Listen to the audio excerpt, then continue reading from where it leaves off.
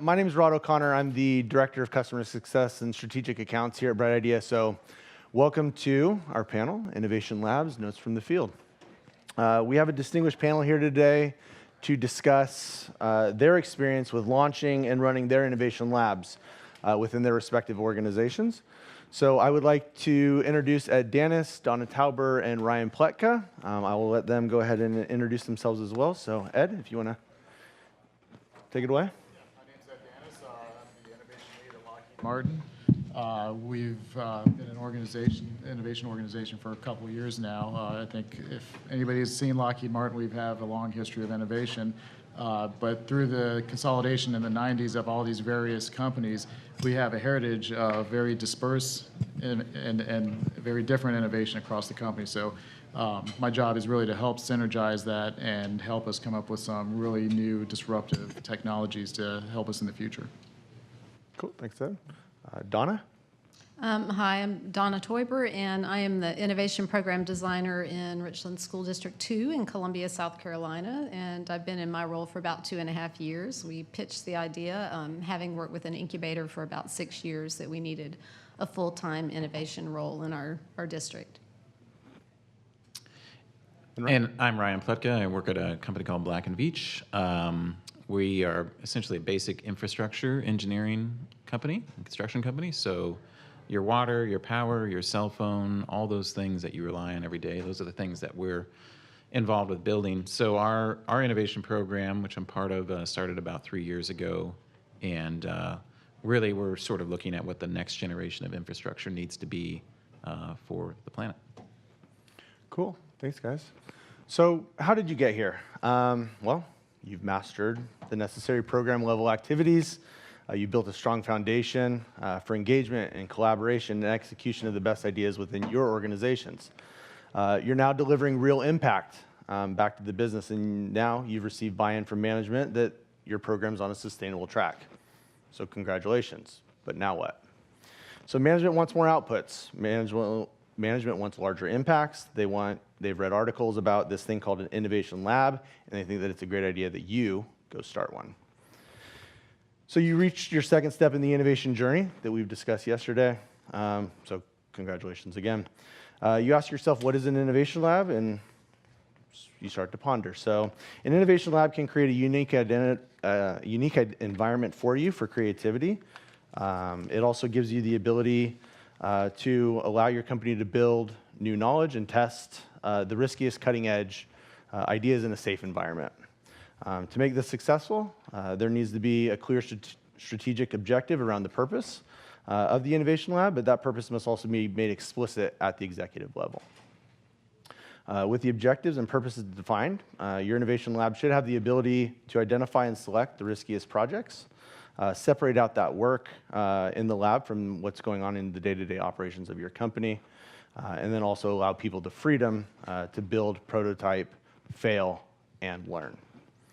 As the ideas are passed back and commercialized, you're able to track and record new business impacts that have been created for your organization. So just as some ground rules, this is a panel discussion.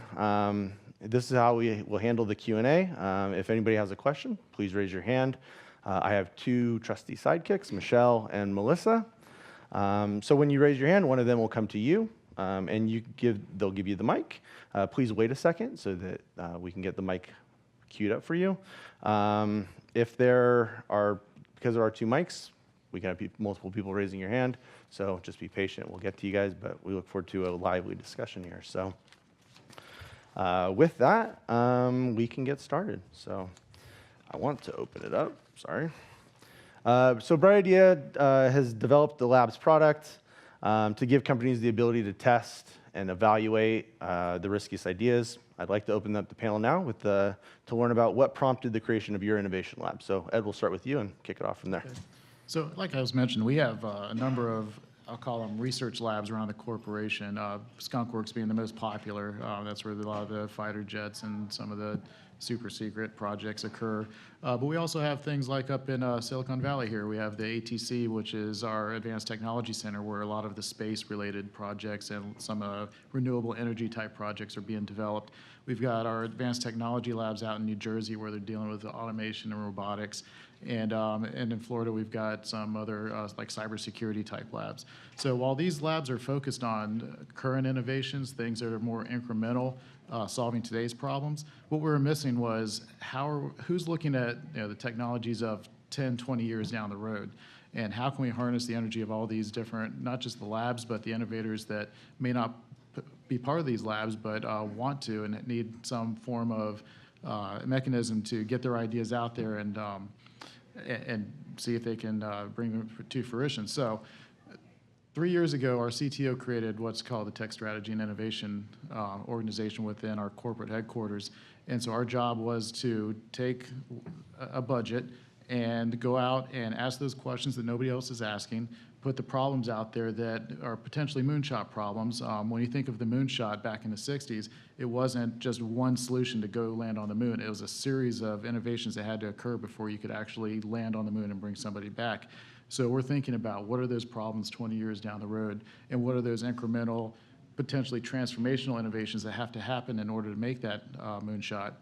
And we're putting that out there to our innovators and saying, how would you solve these problems, or what steps are we missing that we need to solve to get there? And so that gave us the ability now to, with this group that I belong to, reach out to the entire corporation of about 100,000 people and create what I would call our virtual lab. So we have the physical labs, but what we now have is a virtual lab, which is driven by this program, where we can create teams from across the corporation. We can co-locate them at any one of these big labs if we need to, or they can create a new space. We have innovation garages that are popping up. They can co-locate in the innovation garages or work remotely, whatever works best for them. So our labs, again, aren't what you would typically consider an incubator lab where you have people physically sitting. It's really more of what do we need to do in order to get people together to talk about these ideas and work through the solutions. Great. Ryan, same question to you. Sure. So our company is now 103 years old, and so this group is 3 years into the last 3 years. And so and many of the clients that we work with, we've worked with for 103 years, and we've essentially done the same things for those clients for 103 years. And the idea is that, okay, we're not going to do the same things for the next 100 years, and so we need to think really long-term about the needs of this next generation as well as the generation beyond that. Because when you think about infrastructure, it lasts a very long time. So we had done quite a few things with innovation over our company's history, and we had what I would characterize a really sort of process improvement, Six Sigma sort of innovation program that had quite a bit of success for 20 years or so. But we had a new CEO who felt like, okay, there's all these other disruptions happening to industries that really hadn't affected engineering and construction yet, but it was only a matter of time. So the concept was to create really a group that's out looking for disruptive innovations, things that are either going to completely destroy our existing verticals or new verticals that would be created that we could have be early in the door on. So the team, we exist at the corporate level. We report right to the CEO, and we're looking at things both within existing verticals, but also brand new verticals. So the idea of having a separate group outside the business units, I think, is really important from a lab standpoint, because it gives us a freedom to sort of fail and test and explore things that may actually be a concept that's counter to our core's mission. And then having the protection of the CEO and the funding there gives us a lot of latitude to run what we call our growth accelerators, really this labs group, different teams exploring new concepts. Cool. And Donna? So we started our incubator about 6 years ago, and I was at the time director of instructional technologies. So the CTO and the superintendent came together and they said, we've got to start thinking about the future for our kids. I mean, what are we doing that will prepare them for business, colleges, careers in this changing world? And ultimately, it has a lot to do with our teachers and our staff and empowering the people in the school district to think about new innovative solutions. And so the task that we were given was to bring together a cross-functional team and think about how we could really push the envelope in education. And we took a lesson from business. So I came out to San Francisco, Silicon Valley, with a group of different leaders from this group, from this team, a really core team of 5 people. And we went and visited tech startups and incubators and some friends at Google and just heard the wide range of things that are happening in the corporate world. And we were very impressed. And so we came back and I hobbled together a incubator program, very much a prototype, bringing together, creating an application, bringing together teams of educators, staff members throughout the district who submitted applications and wanted to pitch ideas. And so we just kind of got off the ground. They gave me what I call the trashy trailer. It was on the back of a campus of a high school, and no one wanted it, and it was full of lawn equipment. And I said, sure, fine, we'll make this a really cool innovation lab for our staff. And the prize will be when you pitch your idea and get into the incubator for the year-long program, you get a key to the trailer. Which is pretty cool because there was no security system, so people could go on the weekend and they could go after school, or when we gave them substitutes, and they could work on their own. And about 3 years ago, our ideas caught fire, and the trailer caught fire. The CTO called. He said it's going up in flames, and I said, oh, please help. But all the right people were around. They actually put the fire out. And we have since moved into our newer office space, which is part of the Richland II Institute of Innovation. So we're very focused now on giving our students those entrepreneurial opportunities. We have a student center, and our incubators innovation lab for our staff is in the student center. We also have a large district office, a commons area for the community, as well as a library. So we all share this amazing space, which has taken us to the next level, which is very exciting that we have the support of the superintendent to continue this. And so our Innovation Lab program has grown to reach out even more into the schools, working with schools to build capacity and think tanks in the schools, and having opportunities for our students at R2I2, and then continuing this journey.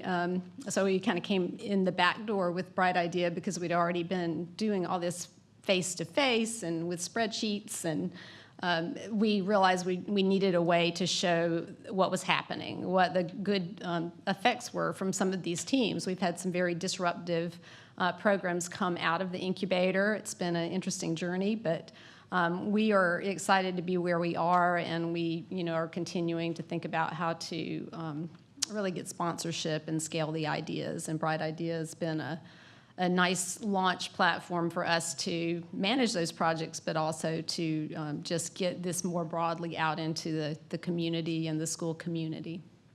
Cool. I actually have a follow-up question for you, Donna, there. So how do you determine what ends up in the Innovation Lab, and where do those ideas come from?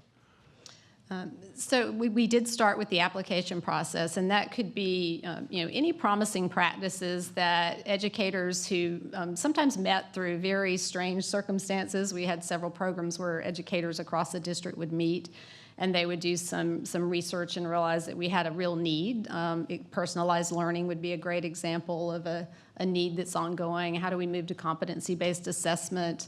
How do we work with our intervention assessment or intervention teams, because we have so many needs and so many students who are on homebound.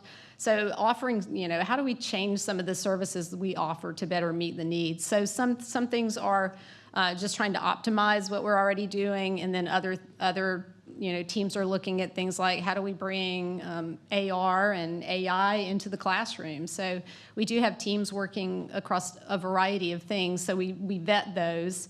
We have still have a pitch process for some of those incubator ideas, and bring in district leadership to help with that, and also some of our community business partners come in to help vet those ideas. But we want to be aligned with our district strategic plan. That's very important. And so another service that we offer through the office is what the CTO calls innovation as a service, when we realize that there is a need in the district that's aligned with our strategic vision, that will bring together a team, a cross-functional team ahead of time to start really working on some out-of-the-box solutions so that we can get ahead and try some things. And industrial age education, we sometimes like to take a couple years just to put a plan on paper, and then it's too late.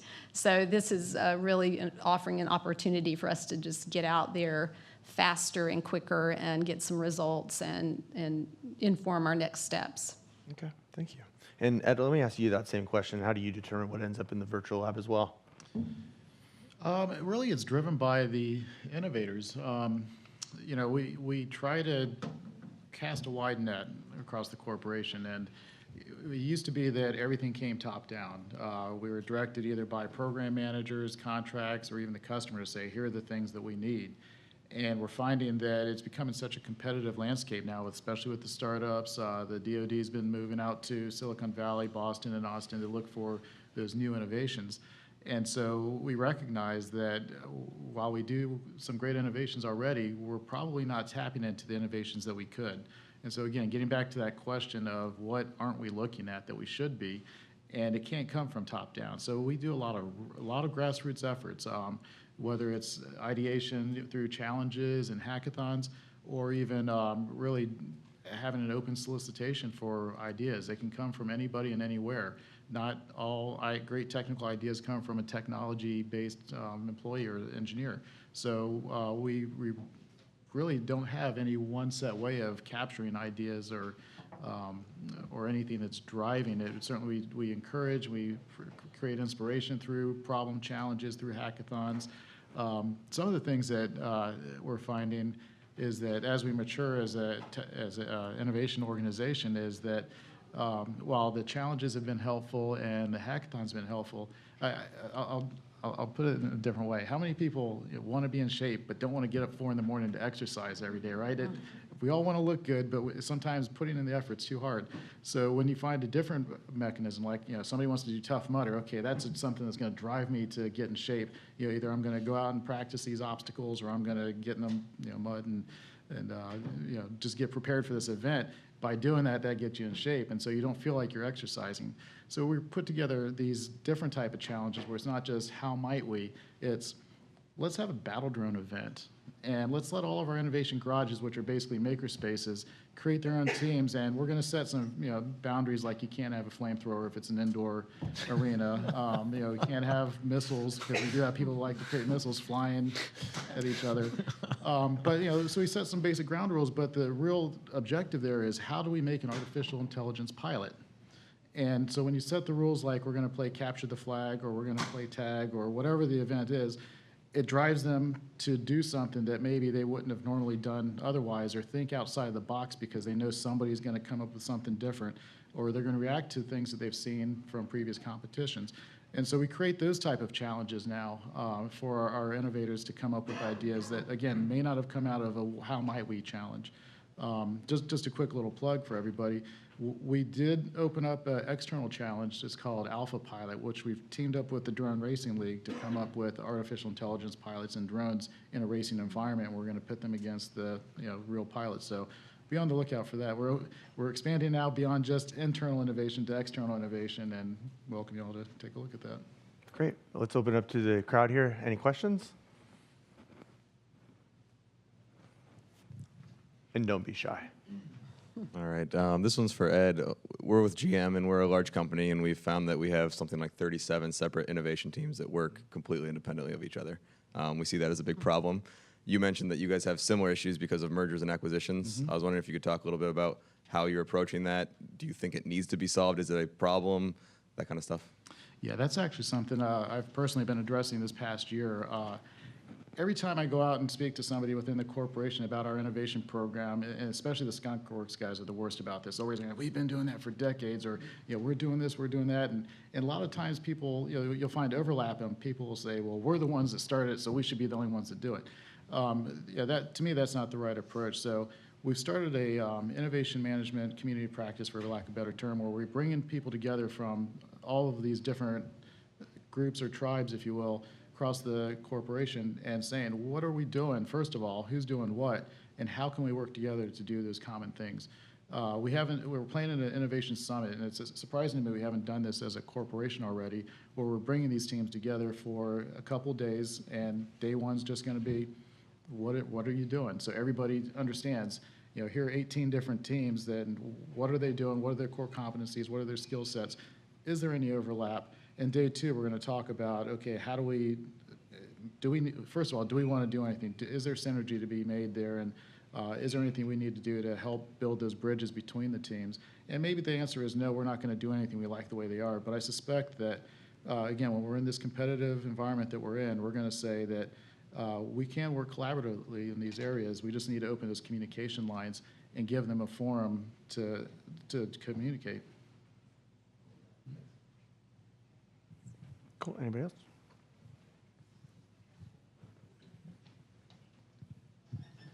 Thank you. So I'm wondering, on the tail end of a successful project that's moved through the Innovation Lab, how you handle the transitions, and if there are any success stories you could share what has worked well, or even things that haven't worked well that could be lessons to learn on the opposite side of that.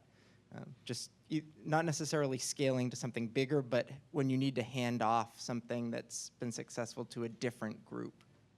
I mean, yeah, I have a couple of examples on both extremes. We had a project which was essentially a modular, like shipping container-based energy system, and it had been incubated in our lab for maybe 6 months or so. And we got to the point where, like, yeah, there's good business potential here, and our executive group said, okay, turn it back over to the core business. This is really like in line with our energy group. So we said, all right, we're not going to fund it anymore. You guys have it. And then like nothing's really happened for like 2 years because they don't have the capabilities to like launch a product because we're basically a professional services company, so we don't think about products. So it should have stayed with us longer, but our executives were like, you guys stop working on this, too close to the core. So that was last year. Now, having recognized it as a problem, we've got another one where it's now mature enough to the point that we've validated that there's a market need, we have revenue and all that, and we want to now turn it back over to our core business. But we're going to go through a 6-month sort of road mapping and transition process. So we're right at the start of that saying like, okay, this is what needs to happen. This is who's responsible for this. And so it's almost like an MOU with our business unit. I haven't thought about it in that terms, but that'd be a good way to think about it. And so hopefully that'll be more successful. And we already have like the leadership buy-in from the business unit that I'm not just flopping something on you. They want to do this, and but they also recognize they don't have all the capabilities they need in the transition period. They need to really learn that. And then other stuff we do, just purposely, we keep it away from our core businesses as it's going to be a new business line. It's got an entirely new approach to doing work, and we don't feel anything from our core adds any value to that business line, so best to just keep it completely away. Donna, I'd like you to answer that question as well. Sure. So we had one team that was working on this idea that we lose students very quickly. It can be in a tragic event in their life, but something can happen and we don't know. And so that sets them on a pathway towards failure and, having a lot of things happening in their lives, and people don't all know about it across the district. We have so many support people, psychologists and social workers and guidance counselors, and so we have a lot of interventions in place, but in many instances, they're all doing their own thing, right? They're in their own silos and departments, and they have their own forms and processes, and so bringing people together across silos is really important. So we did have a team come together to address that issue, and we found a platform with predictive analytics that, beginning in 3rd grade, we can predict if a student has a potential for dropping out. So that's, amazing to have the technology there, but the team sort of took it on themselves to begin.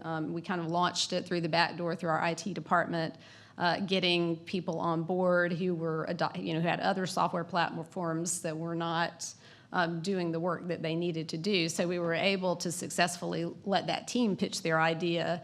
We dropped some other software programs in order to be able to have the gain to get the software that we needed in place. And then they were doing a lot of the training themselves. And so I think, at the end of the day, we realized we can't have these people who are working in schools and they're also doing professional development for the district. We need to find a way to build capacity. And so, we implemented a train the trainer program to get that out into the schools and to, kind of gradually release our IT responsibility to the departments that have the biggest stake in that. And so that's just an example. We typically will have people working through the back door, and then we will have those conversations where we talk about roles and responsibilities and where does this really lie in the organization, or do we need to create a new position or transition someone's current position into a new role to handle that.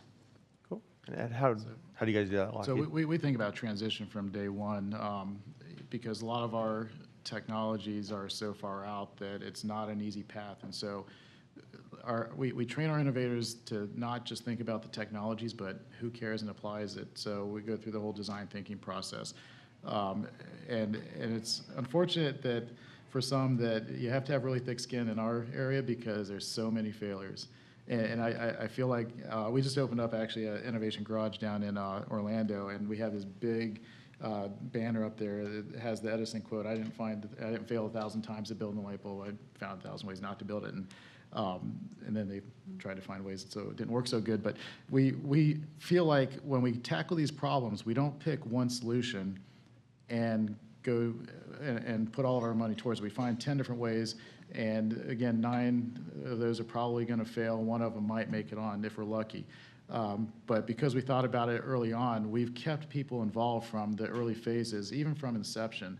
Here's an idea, and again, going back to design thinking, what do you think about this idea? And even if people say, oh, we don't think it'll work, or it's not possible, we'll still try to pursue it to the point where we've proven to ourselves that we can't go any further.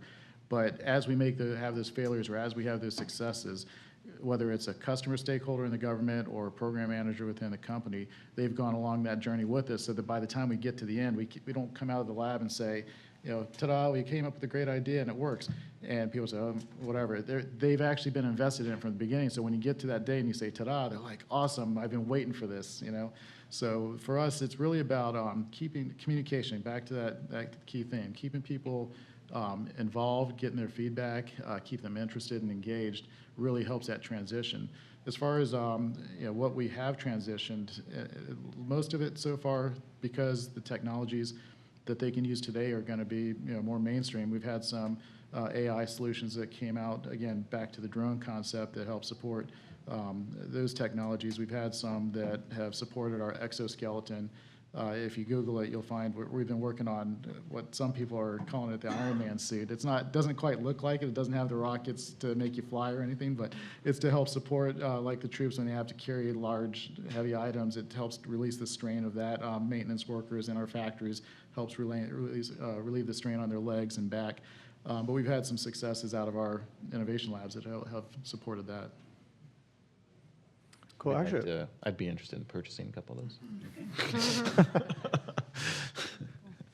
Hi, I've got a question for Ryan on the, you're looking 100 years out, is what you indicated with some of your innovation work. How do you get the right people together to find the trends and the micro and macro trends that are going to affect the way people live and the way infrastructure is going to be created and built in 100 years? Yeah, well, I would say that, it's probably more 10 to 20 years out is what typical person might be able to really get their arms around.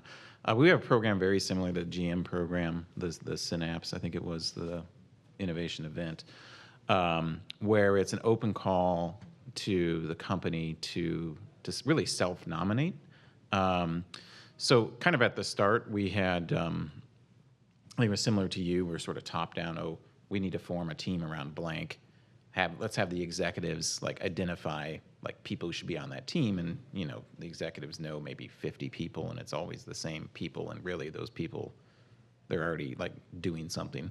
So we found through the self-nomination process that you're by nature attracting the misfits and outcasts, right? The people who probably aren't nominated by executives because they maybe not very good at their job because they're always daydreaming about something else, right?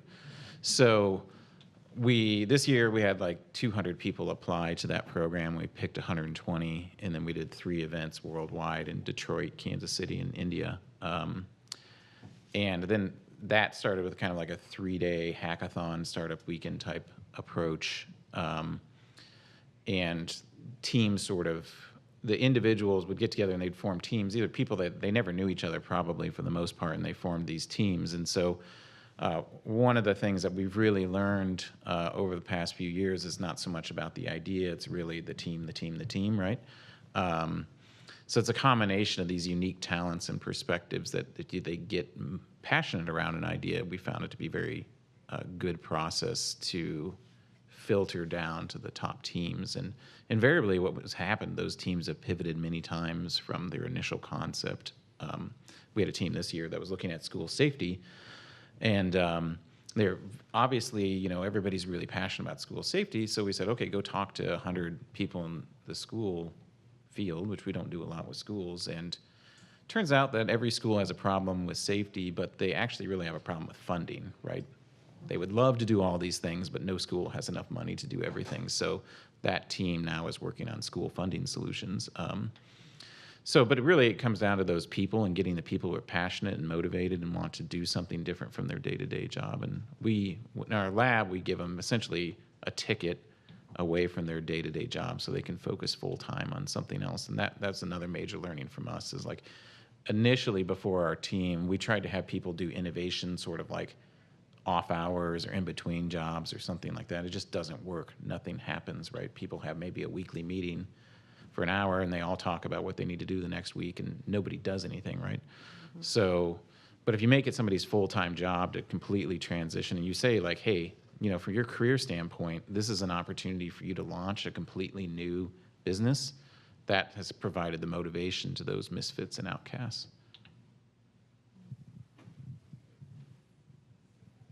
I actually would really like to kind of dig into more about what you're saying about how you get people to come to kind of the lab.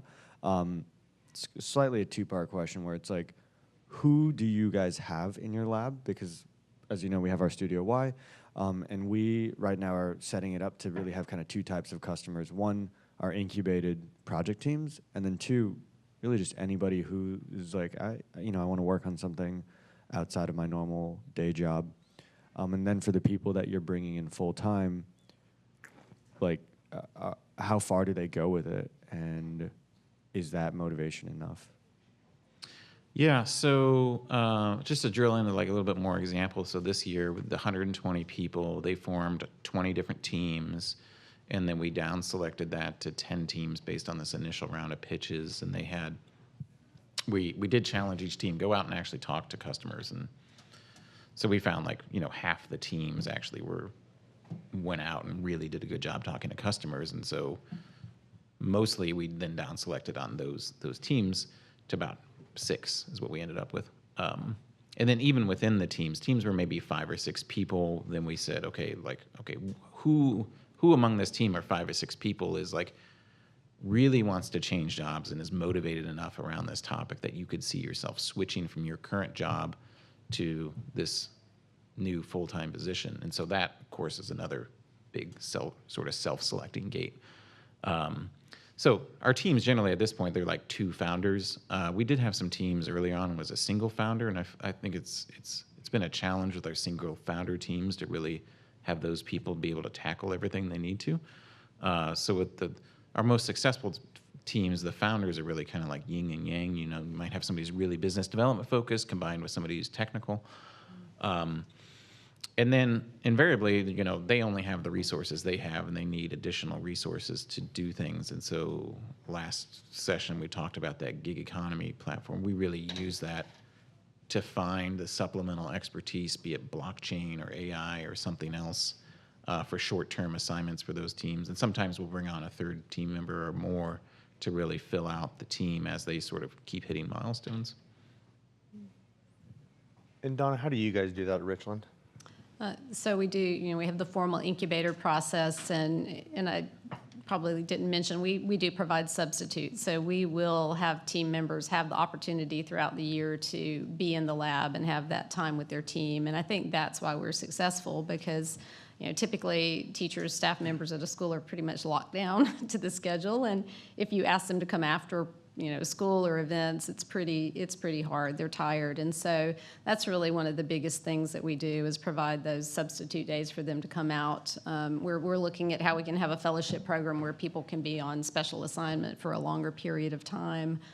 So typically we'll have teams, in there with working on projects, but we also work district-wide if there's a need, and bring together cross-functional teams as needed. And I, have a part-time team who helps me out, and we facilitate service design sessions and human-centered design just based on the needs that are coming out of the organization. It could be the superintendent, drops by and says, I've been thinking, Donna, what should we do about this? And that's sort of a key to know that that's an important thing, and it's time to bring together a team. And so we try to get grassroots, people who are really passionate, and a lot of times that comes out through the challenges that we run on the platform, and then bring them together, face-to-face events to begin working on that particular challenge that's been identified as a need. And so we'll have those teams come in throughout the year and also provide that time and substitutes so that they can fully work on these projects. And it's turning into a little bit of an accelerator model where we have some projects that are just full steam ahead because it's really important to our district, and we have people, a grants writer working on how do we get funding, and we have our communications department, marketing, trying to find ways to get community support for some of the things that are really important. And Ed, how do you guys do that at Lockheed? So for us, it's really about pushing that culture that allows people to experiment without ridicule or any type of negative feedback. A lot of times, again, in the past, I would say, knowledge is power, and so some people like to hold things close to the vest. They don't like to share because for them that gives them some feeling of power. But when you open it up, say anybody can approach a problem or create a new skill that doesn't exist yet, that is empowering for a lot of employees. So I mentioned our innovation garages, and I probably didn't explain it very well, but we have what we call innovation garages across the corporations that are grassroots driven. Certainly the company, each of the business areas will help support it with some money for supplies and give them space, pay for the lights and all of that. But everything else is driven by the grassroots. And the people that are running these garages, and our group is helping to support that and sponsor a lot of their activities, says that, hey, if you have an idea, it doesn't matter really if it's work-related or not, but if it's a technology idea, come on in. And we've got people that can show you how to use a 3D printer, how to use the laser cutter, how to, whatever technology is out there, a lot of AR, VR, AI type stuff, and explore. So we provide guidance from our group's level on, okay, I've got an idea, how do I get started? And so we walk them through a process of breaking that idea down to some critical functions that makes it novel, that makes it a discriminator, something that people would really enjoy to see. And we say, go for it. It's okay. Just because somebody else is already the leading expert in AI doesn't mean you can't develop that skill and become the next leader with your ideas. And if it doesn't work out, that's okay too, try another one. And what we've seen is that as we push this idea and concept that anybody can become an innovator and anybody can come up with a great idea, we've seen people start with the safe ideas, like I'm just gonna do an incremental thing because I know everybody will like it or everybody will accept it, to within less than a year, just bombarding us with all these wild, crazy ideas because they've experienced it the first couple of times that it's okay to come out and try something different. So for us, it's really about empowering people and giving them the permission to go out and try something different. So you do get a lot of repeat customers. Oh yeah, it's great. I mean, so what we just looked at our metrics recently on engagement, because that's one of the metrics we use to show how successful we are, is how many people are aware of our program and how many people are participating. And even though, for whatever reason, the awareness number didn't quite go up, but the participant rate did. So the number of people that became aware of us didn't go up as much as we wanted, but the people that were participating grew. And so that's part of that reinforcement of, continue to work, and you will be rewarded either by getting funding for your idea or just the satisfaction that you had an audience and you're able to generate some new skill, or even just something that you can show off at the various events we have around the corporation to show off innovation. James? Ryan, you talked a little earlier about that transition from a well kind of tested, validated concept into the business, and you talked about a roadmap. So kind of a two-pronged question, if you could go a little deeper. One was a learning between that time when you transitioned something that you felt was a little premature and nothing happened, to what was the key about this next time, and what you guys are saying, this is what needed to be in place, before we can make that transition. And the second question is on the roadmap, what does that look like? What role do you guys play? What role does a business play on being successful in creating that plan, that roadmap? Sure. Yeah, I'll try to answer that. So in the unsuccessful case, I think it really comes down to budget and time. It was essentially a decision was made in a meeting with our executives, like, okay, move it to the core. You guys focus on something else. And then there was another meeting like a month later, and I was like, well, the core is not really like taking this up. I think we should. And they're like, no, stop it. We already made this decision. Stop bringing it up. And right now we're having this budget discussions about next year, and so we have significant budget in this next year to have a gradual transition. And so as an example in the roadmap, this is just to give you a feel for it, it's like we have this initiative called Solarhood. You can all go out and download the Solarhood app on your phone, and it helps you decide if solar is right for your home. So you should all do it. As we have as a company, like I said, we build infrastructure, and largely our clients are like Pacific Gas and Electric, and we don't deal with consumers directly. So this is our very first time ever interacting with consumers. So we learned a lot about how consumers interact and how much it costs to market and advertise to consumers. Very expensive. So as we move it back to our core, we want to make sure a few things happen. That those lessons get disseminated out. So we don't want just like this project team of 8 people to go on and do something else and the rest of the company doesn't learn for it, right? So there's that learning aspect, and then there's technology that's been developed. So like a typical project for my company might be a $500 million project. When you're dealing with a consumer, it's like $500, right? So you have to have completely new systems to be able to handle transactions at 500 versus 5 million. I remember we were talking to our accounting department, and so it's probably like a lot of big B2B accounting departments. It's like a monthly invoicing process. Like somebody generates a draft invoice, then somebody's got to review it, and then it gets routed to like the project manager or somebody to approve, and then it goes out to the client who maybe pays it on time if you're lucky. And then somebody follows up and is like, well, okay, we're not going to do that with these little $500 transactions, are we? And they're like, well, we don't know what else we could do. And well, how do you think Uber, do you think if Uber applied this model where somebody created a draft invoice for every ride and then somebody else, no, you wouldn't even do that. So, part of that, the point is, I think, is so the things we had to do in order to make that model work, we want to make sure those learnings get deployed, not just in this transition here, but wherever else in the company that they could be successful and be applied to help sort of catapult the rest of the organization to a different level of operation. Thank you. My name is Eva. I'm with Manos Accelerator, which is a minority-focused accelerator here in the Valley. And if any of you is working on corporate acceleration, come talk to me. I would be interested to connect. My question for you is, do you work with any outside startups? If yes, do you have any success stories of actually integrating them into your organizations? If not, is that something you see potential in, or is that just too little context, or what do you think about that?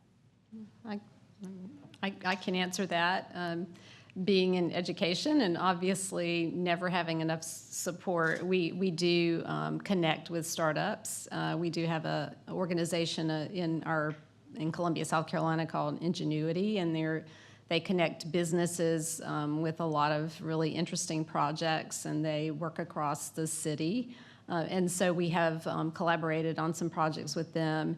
And I think it's really valuable to, and then a Midlands alliance of businesses also. So we tend to seek out those organizations that can come in and help us in some ways. We have mentors from those organizations. We sometimes are able to make connections with the project that's ongoing and how that can connect with a larger project that's going on with that organization. And so, yes, we're constantly looking for partnerships. The University of South Carolina has a tech incubator, and we've made some interesting connections. I had one team that wanted to develop a mentorship app, and we connected them with someone through the startup who was really interested in that. So we've been able to make some connections to help us get some of those skills that we don't have in our own organization, and just to really develop those community relationships, because our customers are the community and parents, and we have a wide spectrum of people that we serve. I saw you nodding your head too, so you want to? Oh, yeah. We love working with startups, small businesses, universities. Really, again, that's where a lot of the really novel ideas are coming from. The challenge we typically have is there's so many great technologies out there. It's matching them up to either our problem set or the groups that are going to sponsor those type of technologies. Our seedling program, where we start off this incubation phase of determining whether or not an idea is worth investing in further, a lot of times are based on things that startups and small businesses are doing. And contrary to a lot of belief in startup world, we're not out there to steal your IP. Really, we want to see is if we give you a little bit of money and nudge you in a direction that might benefit us, would we want to have a further relationship with you? We don't have the time, and we don't have necessarily the bandwidth to take somebody's IP and make it our own. It's cheaper and easier for us to just work with the companies that are building it. And if we can create that relationship and that company grows, we can help them scale it up. And then if some point we really like it, yeah, we'll buy you. I mean, I think a lot of startups, that's their goal, right, is to get to the level where they can be bought. So no, we love startups, we love small businesses, and certainly we work a lot with universities. Very cool. We're just about coming up to time here, but one final question that I want to pose actually to the whole panel is, if the audience is going to be starting an innovation lab, what is the one most important takeaway for them to leave this room today? And I'll start with you, Ed. I would say that be creative and be open. Again, those are some of the experiences that we've realized over the last couple of years, that we started with the typical innovation challenges, hackathons, those type of things. But we found that if you open up your aperture and try different things and allow more ideas to come in, you become much more successful, and your culture grows along with that. And we certainly have seen the reaction from our community, and I would say Bright Idea has been a real big part of that, in that everyone says, how do I, show me more about the Bright Idea tool. And we're getting around the corporation well beyond our group, people that are interested and participating in our innovation culture. Yeah, I would say it's giving people the freedom to innovate in terms of money and time and protection, and really that taking them out of their day job and giving them an opportunity to do things that otherwise, they just don't have that mechanism within our company. Donna? Well, probably several things, but I think the staffing is really important. I know from my experience, running things part-time was not very successful, and so having those conversations up front with leadership about what the roadmap is and what it looks like, and really giving some metrics around how the staffing is going to support the needs is highly important. And so I'm constantly making charts and graphs about how we will have an impact, so that leadership can be on board with providing the staffing that we need. Okay. Any other final questions from the audience?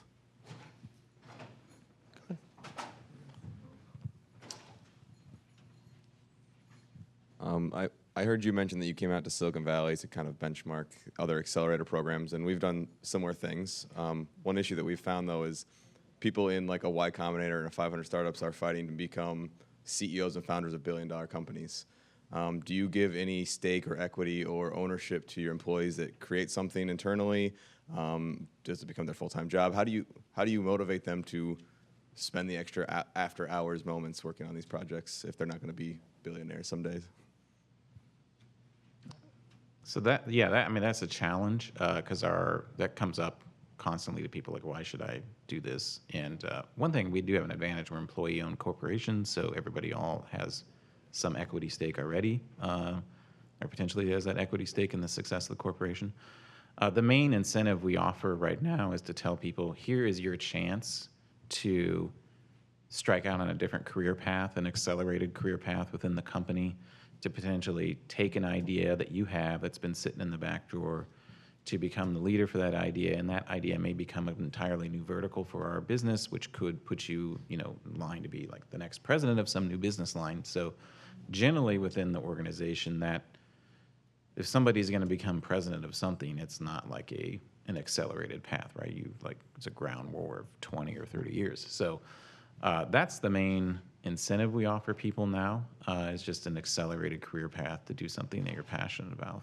And so far, that's been enough for the people, and I think it's hopefully works. But we're still looking into additional alternative compensation or equity models. We just haven't really figured that out yet.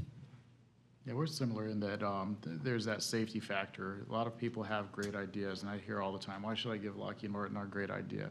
And I would challenge them in saying, well, why haven't you taken your great idea out to the venture capitalists and tried to start your own company?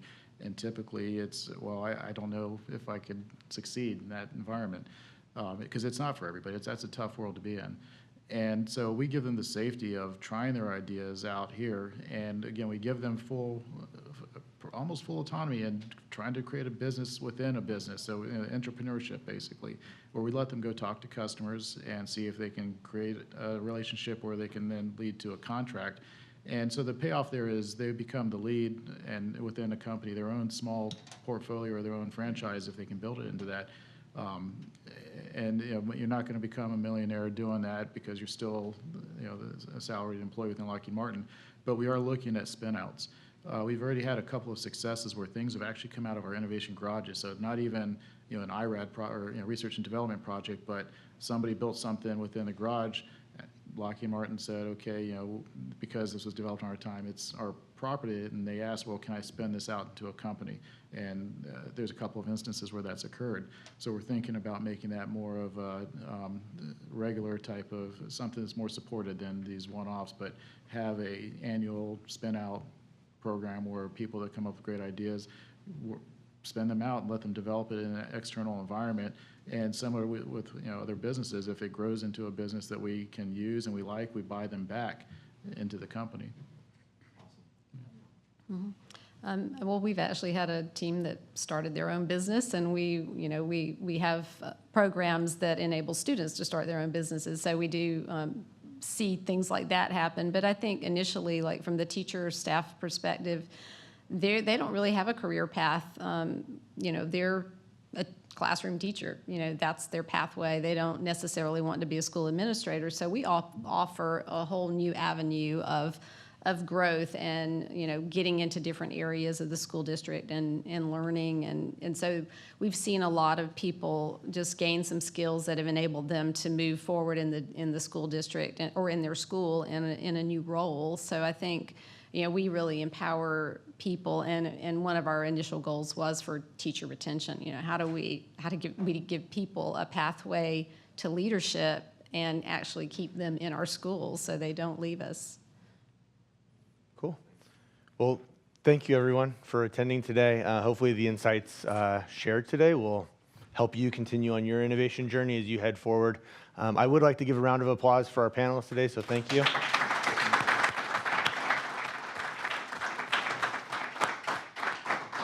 And as always, we're always looking to improve on the sessions that we provide, so if you can please rate this session, we'll take that into consideration for next year. So thank you guys very much. Appreciate it.